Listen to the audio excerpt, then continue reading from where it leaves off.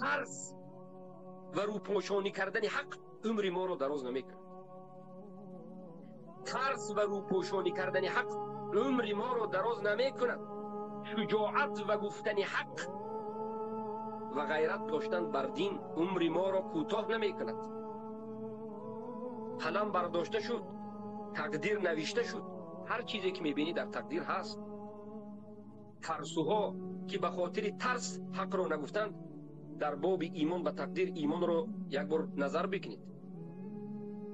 اگر تمام این عالم انس و جین، جنش و انسش بیاید خواهد که به ما ضرری رساند، والله نمیتواند.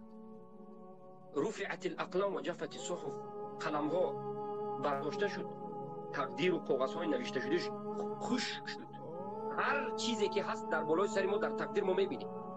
یکی ما به قدرت الله ایمان داریم، چگونه که انبیاء و رسول ایمان داشتند. ما